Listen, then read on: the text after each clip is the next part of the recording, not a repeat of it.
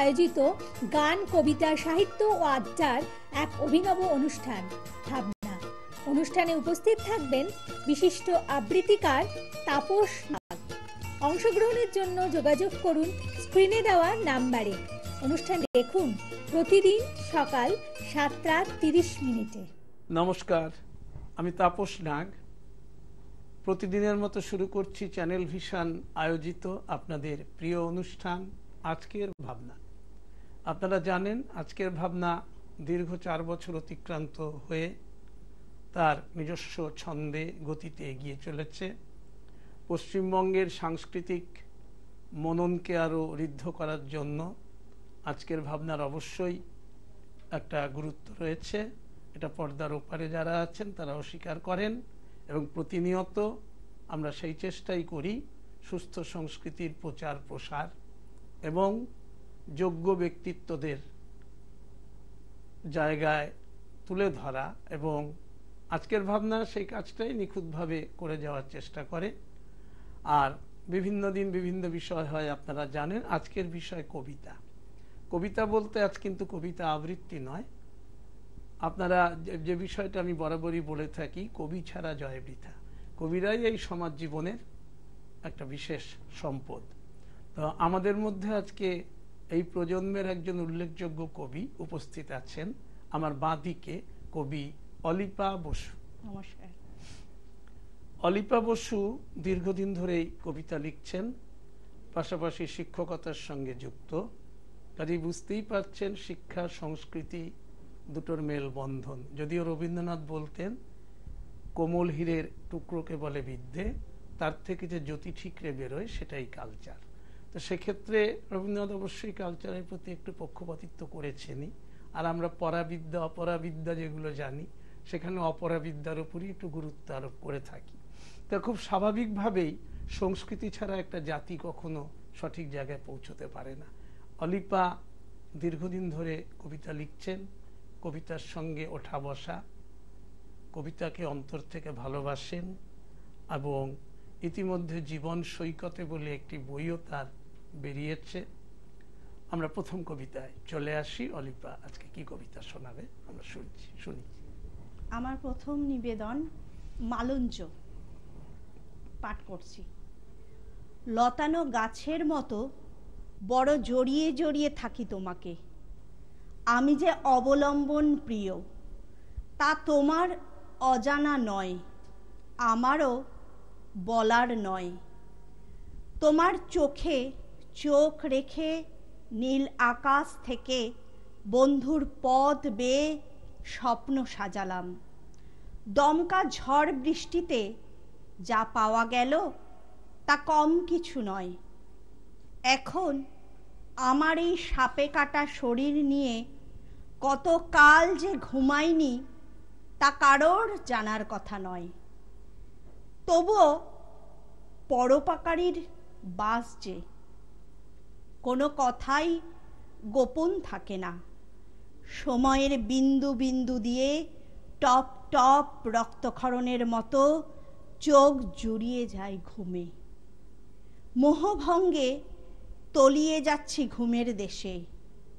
লতানো দেহে লুটিয়েছি মাটিতে, সেখানে অবলম্বন পেয়েছে বাহারি লতা তার রূপের গুমরে। প্রথম কবিতা শুনলেন। কবিতার নিজস্ব মৌলিকত্ব নিয়ে কবিতাটি লিখেছেন। লতানো গাছ, এখানে ভালো উপমা ব্যবহারও করেছেন। এবং কথা হলো যে তারপরে ভেতরে যে লতানো গাছ যে আশ্বাস চায়, সে আশ্বাস সত্যি সত্যি কতটা পাওয়া গেল কি গেল না, সেটা কবি কবিতার মধ্য দিয়েই বুঝিয়েছেন। না, আমি এ বিষয়ে আর কিছু বলতে চাই না। অবশ্যই কবির লেখনীকে ধন্যবাদ জানাচ্ছি। পরের কবিতায় আসছি। এই কবিতাটা লিখেছিলাম শঙ্খ ঘোষ, কবি শঙ্খ ঘোষ মারা যাওয়ার পর। কবিতাটা পাঠ করছি। তুমি সব সময়ের বন্ধু তো, হারার ভয়ে মাঠ ছাড়লে মাথা উঁচু করে ফিরতে পারতে। শুধু খেলা বলেই কি তোমাকে কেউ মাঠ ছাড়তে বাধা দিল না। মৃত্যু অনিবার্য, কথাটা কি ঠিক? লড়াই যখন মানুষের সাথে, আর হার জিত তো খেলার অঙ্গ। মৃত্যুকেও যে অপেক্ষা করতে হয় শেষ দানে জেতার জন্য। ছোটখাটো হার হয় ডাক্তার নার্স মানুষের ইচ্ছের কাছে। জীবন অমর নয়, তবুও সময় আশ্চর্য রূপকথার গল্প বলে। যাদের নামে মৃত্যুর স্টিকার, তারা জানে পিছু হটা যাবে না। মৃত্যুকে হারানোর কঠিন সংকল্প তাদের। তারা বলবে, মৃত্যু তুমি ধৈর্যের পরীক্ষা দাও, আমাদের তৈরি হতে দেখো। আমরা নির্ভীক হতে শিখি, আপনজনকে দৃঢ় কণ্ঠে বলতে পারবো, আমরা খেলায় হারিনি, সে আমাদের সবসময়ের বন্ধু যে। বাহ, শঙ্খ ঘোষকে নিয়ে সুন্দর কবিতা এবং বেশ একটা নির্বিবাদী যে মনোভাব, কিন্তু তার মধ্য দিয়েও সঠিক জীবনকে, জীবন দর্শনকে তুলে ধরা, এটা অবশ্যই আমাদের আশা জাগায়। এবং এই কবি অলিপার ভবিষ্যৎও যে আরো সম্ভাবনাময়, এটা যারা কবিতা সম্পর্কে কিছু বোঝেন, কবিতা নিয়ে যারা নাড়াচাড়া করেন, তারা অবশ্যই বুঝতে পারছেন। আমরা পরের কবিতায় চলে আসি। একটু প্রেমের কবিতা। সর্পিল। রার মাটির তরু দলে রাত্রি গভীর হয়েছে, শালবন আর পিয়াল শাখে পলাশ আগুন ঝরিয়েছে। সাঁওতাল এক মেয়ের দল করম তালে মহুল নেশায় কটিতে মুগ্ধ করেছে। ওই মরদটা ধামসা কাঁদে ফুল কুড়ানোর ভানে, একটা ফুল গেথে দিল ওই মেয়েটার চুলে। নিমিল চোখে শিরিরিনি আবেশ গতর যখন ফুলেছে, ওই মেয়েটির টিপের শিখায় চাঁদটি দুলেছে।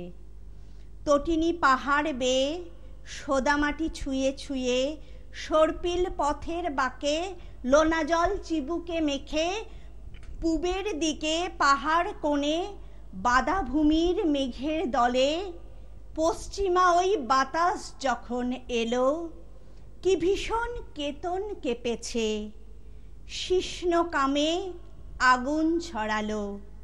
রতি লগন এলে ভিজে যাও ঝর্ণা জলে, ক্লান্ত তৃপ্ত নেশায় থেকে যাও চাঁদের আলোয়। বঙ্কিমচন্দ্র বলতেন, প্রণয় কর্কশকে মধুর করে, অসৎকে সৎ করে, অপুণ্যকে পুণ্যবান করে, অন্ধকারকে আলোকময় করে।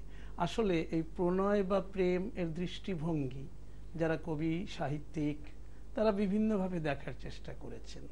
এখন বিভিন্ন পরিবেশে প্রেম বিভিন্ন রূপ পায়। আজকে হয়তো এমন একটি জায়গায় কবি এই প্রেমের কবিতাটি যে জায়গাকে কেন্দ্র করে বা যে ধরনের মানুষদের সম্প্রদায়কে কেন্দ্র করে এই যে প্রেমের বার্তাটা এসছে, অবশ্যই মন্দ নয়। আর প্রেম তো প্রেমই, কিন্তু ক্ষেত্র বিশেষে বিভিন্ন ক্ষেত্রে বিভিন্ন আকার নেয়। এবার কে কিভাবে নেবে সেটা কবির লেখনী কবি লিখবেন, এবং যারা পড়বেন, যারা পাঠক, তাদের কাছে কিভাবে ধরা দেবে সেটা অবশ্যই তাদের বিচার্য। তবে প্রেমের ক্ষেত্রে তো অনেক আঁকাবাঁকা গলিপথ থেকেই থাকে, তো সেখানে বিভিন্নভাবে প্রেমের বিভিন্ন দিক, সব দিকই দেখার আছে। অনেক সময় মনোগত দিক উঠে আসে, অনেক সময় দেহগত দিক প্রাধান্য পায়। সুতরাং এগুলো কবিদের ব্যাপার। কবিদের ব্যাপারে আমি খুব মাথা গলাই না, আপনারা জানেন। তারা তাদের নিজস্বতা দিয়ে, মৌলিকত্ব দিয়ে কবিতা বলেন। পরের কবিতায় আসি। চামড়াটা। তোমাকে কি অন্ধকারে দেখেছিলাম? না তো, অন্ধকারই যদি হয় তবে দেখলাম কি করে? না না, ভুল বলছো। তোমাকে আলোতেই দেখেছিলাম। তোমার মুখ, চোখ, বুকে এমন আলো জ্বলছিল যে তোমার হার্টবিটের কথাগুলো পড়তে পেরেছিলাম। তুমি তোমার হাত ধরতে বলেছিলে, এখন বলছো অন্যের হাত ধরতে। আমার এখন নিজের হাতের হদিশ নেই, যার তার হাত ধরা যায় কি? যন্ত্রণার মধ্যেও বেঁচে থেকেছিলাম, তোমাকে দেখার স্মৃতি অনুভব করতাম। এখন আমি বুঝতে পারি না হাওয়ার চলাচল, চামড়ায় টান ধরে। তুমি ফুল, পাহাড়, পাখির গন্ধ কি দিয়েছিলে আমায়? একটু মনে পড়ে, নাক, মুখ, বুকে ভুরভুর করত সেই সোহাগ। এখন আর বুঝি না কোন দিকের বাতাস কোন দিকে যায়। নিঃশ্বাস চলে না, আমার ভাড়ার শূন্য, শুধু আছে গায়ের চামড়াটা। ভালো। এই কবিতার মধ্যেও আমরা একটু নতুনত্বের স্বাদ তো পেলামই, তবে শেষ কথা এলো কি, রয়েছে শুধু গায়ের চামড়াটা। এখন আপনারা কিভাবে নেবেন আপনাদের বিচার্য। আমরা আজকে সকাল থেকেই আমাদের আজকের ভাবনা অনুষ্ঠানে অলিপা বসুর কণ্ঠে স্বরচিত কবিতা শুনছি, এবং বিশেষ করে তার জীবন সৈকতে যে কাব্যগ্রন্থ প্রকাশিত হয়েছে তা থেকেই বেশিরভাগ কবিতা আজ তিনি পড়ছেন। তবে কবিকে এক্ষেত্রে একটু প্রশ্ন রাখা যেতেই পারে যে জীবন সৈকতে হঠাৎ নামকরণ কেন? আমাদের জীবনের ঘাত প্রতিঘাত, বিশেষ করে আমাদের মেয়েদের জীবনের যে একটা সংগ্রাম থাকে, সব জায়গায় একটা লড়াই, মানে অদৃশ্য একটা লড়াই চলে, সেই লড়াই থেকেই আমার এই জীবন সৈকতে নামকরণ। আর আমি যেটা মনে করি, আমি আমার এই পার্থিব জগৎ, আমি মনে করি এই পার্থিব জগতে আমরা কিছুদিনের অতিথি মাত্র। আমাদের কাজ ফুরিয়ে যাবে, আমরা চলে যাব অনন্তে। এবং এটাই মনে করি আমি যে আমাদের এই শরীরটা একটা খোলস মাত্র, যে ধরনের আমরা যখন আমাদের পোশাক বা জামা যখন নষ্ট হয়ে যায় আমরা ফেলে দিই, তেমনি আমাদের শরীরটা পুড়ে যাবে। তো আমার এই আত্মা একটা আলো, এই আলোটা আমি চাই পরমাত্মায় বিলিয়ে যেতে। কারণ আমি চাই না, অনেক কবিতায় আমি ছোটবেলায় পড়েছি, আবার আসবো ফিরে তোমার প্রেমিকা হয়ে, তোমার বান্ধবী হয়ে, তোমার ছেলে হয়ে, মেয়ে হয়ে, ভাই হয়ে, যাই হোক কিছু একটা হয়ে। কিন্তু আমি চাই না আবার এই পৃথিবীতে এসে ক্ষতবিক্ষত হতে। আমি চাই আমার রিলিজ। ধন্যবাদ কবিকে। কবির জীবন দর্শন, যে ধরনের কথা কবি বললেন সেটা অবশ্যই অনুভবযোগ্য। কারণ সবচেয়ে আমরা তো মানে তার দর্শন, জীবন দর্শন অবশ্যই এই যে এই বয়সে, এখন তো আমি প্রথমেই বলেছি এই প্রজন্মের একজন উল্লেখযোগ্য কবি। অর্থাৎ যে কথাটা আরো অনেক বয়স হলে হয়তো বা শোনা যায়, সেটা যে এই বয়সে কবি ভাবতে শিখেছেন, সেখানে কবির অন্তরের কি বার্তা বা কি কথা সে নিয়ে আমরা নাড়াচাড়া করতে চাইছি না।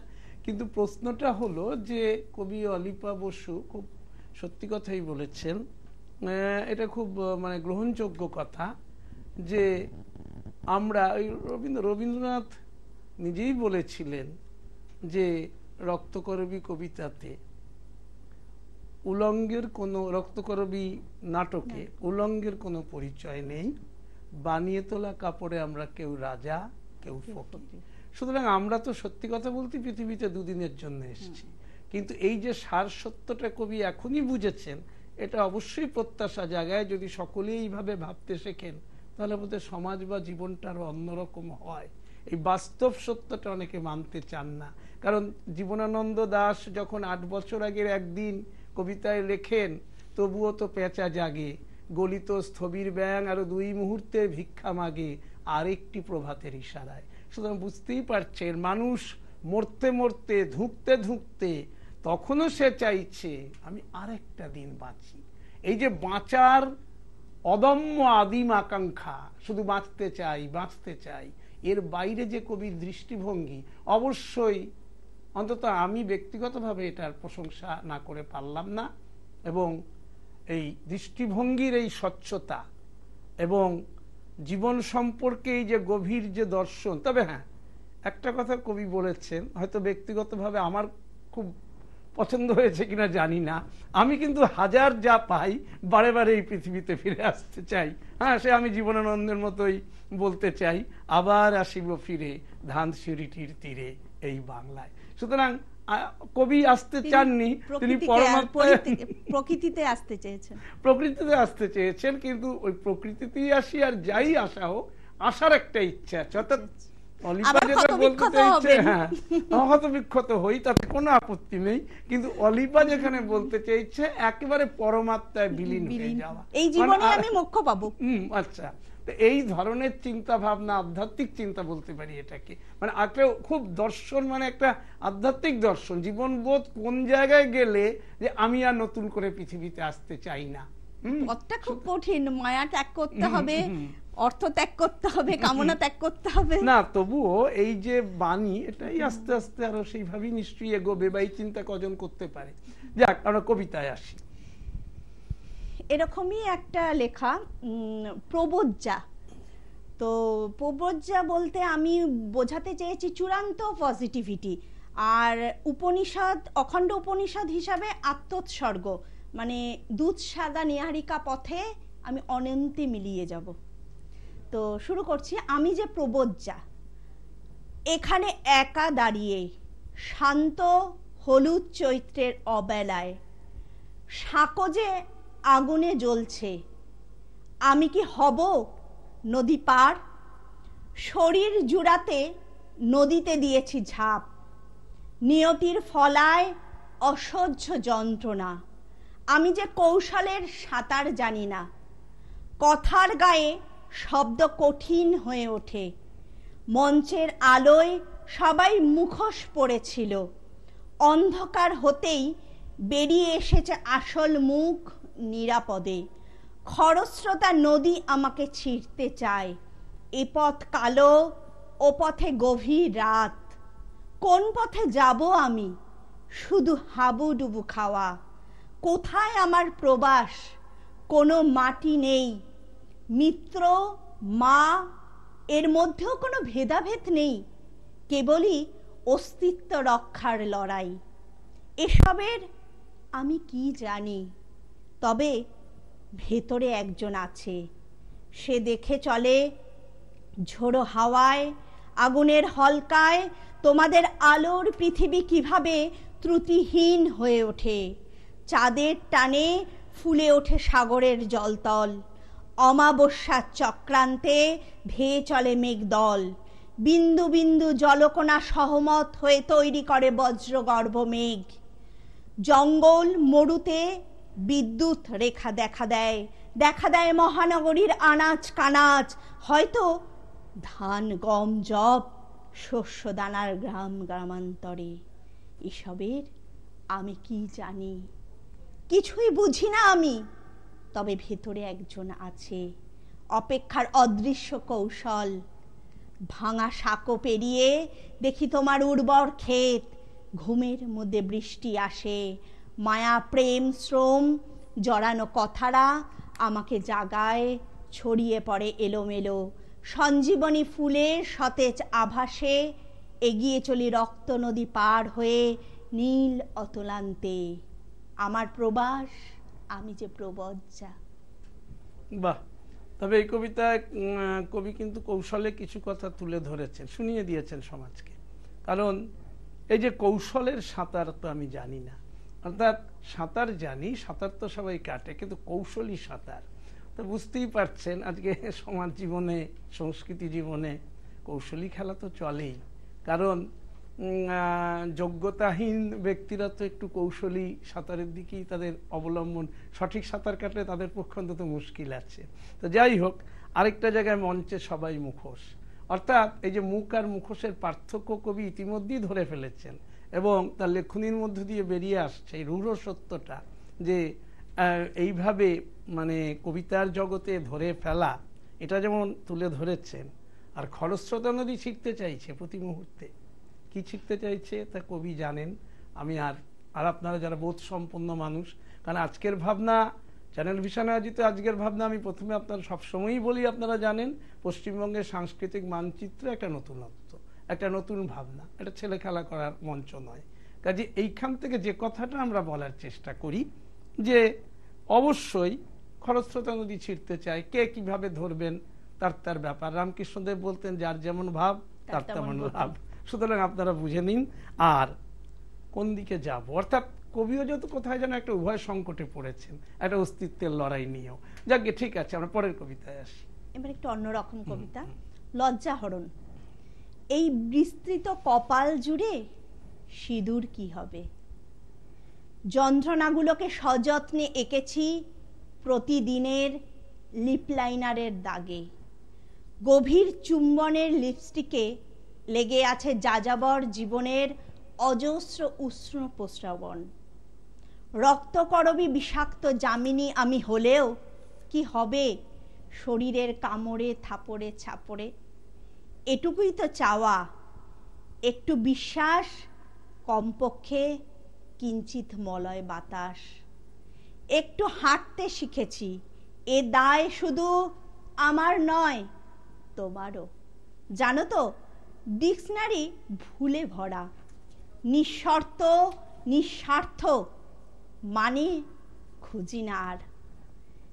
এই দুটি শব্দ যে কি ভীষণ জীবন যুদ্ধে জয়ী হতে শিখিয়েছে। সবই give and take, give and take and give and take. বাস্তব কথা, কারণ স্বামী বিবেকানন্দের মতন এই মুহূর্তে স্বামী বিবেকানন্দ তো রাজনীতির ময়দানে একটা চর্চিত বিষয়। তো সেখানে স্বামী বিবেকানন্দ সখার প্রতি কবিতাতেও বলেছিলেন, স্বার্থ স্বার্থ সদাই রব, হেথা কোথা শান্তির আকার, সাক্ষাৎ নরক স্বর্গময়, কেবা পারে ছাড়িতে সংসার, কর্মপাশ গলে বাধা যার, কৃতদাস বল কোথা যায়। সুতরাং আমরা তো কৃতদাসের জীবনযাপন করি। তো সেখানে কবি যেভাবেই যেটা লিখুন না কেন, নিঃস্বার্থ খুঁজে পাওয়া সত্যিই মুশকিল, কারণ একেবারে নিঃস্বার্থ বলে কোনো কথা বোধহয় হয়ও না। হ্যাঁ, তবুও এরই মধ্যে মানিয়ে গুছিয়ে কোথাও একটা স্বার্থের, অর্থাৎ স্বার্থটা যদি মানে আছে কিন্তু নেই, অর্থাৎ মানে কি বলবো, একেবারে চূড়ান্ত স্বার্থপরতার জায়গা থেকে যদি 10% স্বার্থপর হলো, 90% নিঃস্বার্থ হলো, সেটা অবশ্য পাওয়া যায়, একেবারে সেটা উড়িয়ে দেওয়া যাবে না। তবে 100% নিঃস্বার্থ মানুষ, অন্তত আমার সাধারণ মানুষ হিসেবে আমার মনে হয়েছে এটা পাওয়া যায় না। কবি সেই সারসত্যটা বুঝেছেন। যাই হোক, আর গিভ অ্যান্ড টেক কথাটা বলেছেন, আর সত্যি তো একটা গিভ অ্যান্ড টেকের খেলা তো সর্বত্রই চলছে, এটা অস্বীকার করার জায়গা নেই। আমি একজনকে মজা করে কথাটা বলি, কোনো একজন তবলিয়া, ওকে আমি ফোন করে বলি যে দেখো তুমি এই কাজটা যদি করো তাহলে এইটা পাবে। তুমি রবীন্দ্রনাথের ওই লাইনটা মনে রাখো, যদিও তিনি অন্যভাবে বলেছেন রবীন্দ্রনাথ, দিবে আর নিবে মিলাবে মিলিবে যাবে না ফিরে। তো আমার সেই ভাই বলুন বন্ধু বলুন তবলিয়া, ও আমাকে বলে তাপসদা আপনি না এই কথাটা খুব একেবারে সঠিক বলেন, দিবে আর নিবে মিলাবে মিলিবে।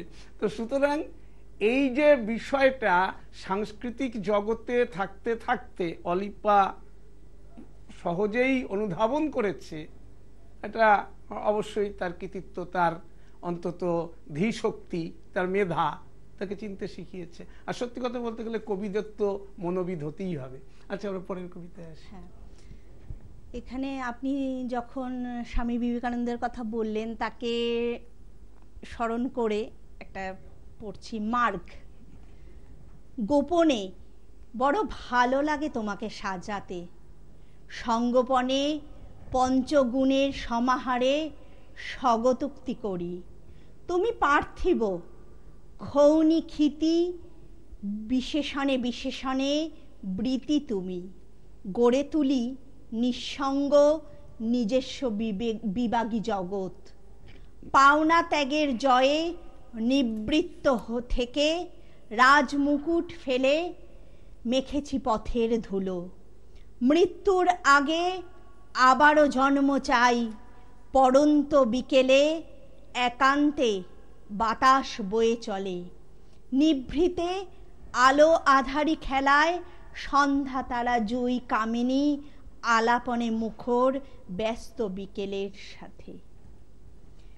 নির্ঝর গর্জনে হুঁশ থাকে না, ঝরে যায় আরেক ক্ষয়িষ্ণু অর্বাচীন সংগ্রামী দিন।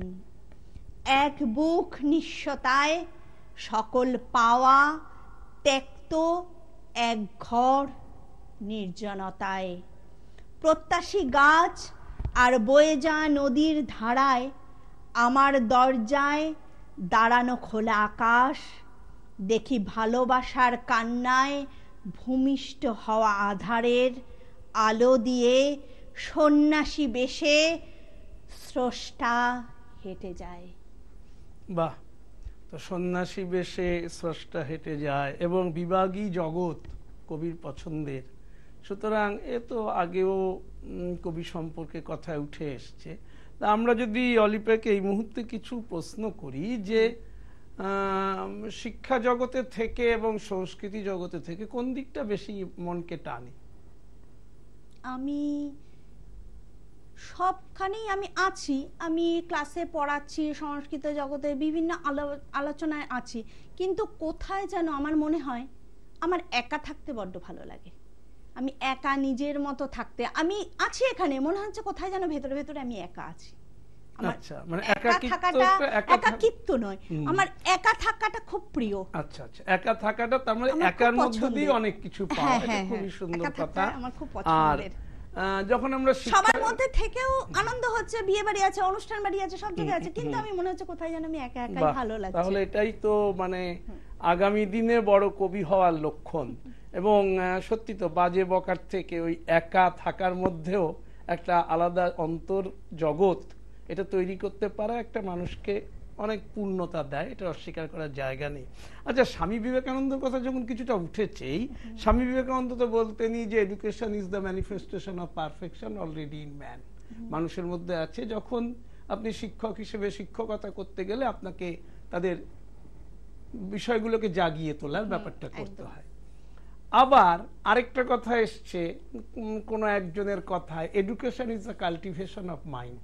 অর্থাৎ আমরা যদি সেই গানটায় যাই, মন রে কৃষি কাজ জানো না, এমন মানব জমিন রইল পতিত, করলে আবাদ ফলতো সোনা। কোন কথাটা বেশি ভালো লাগে?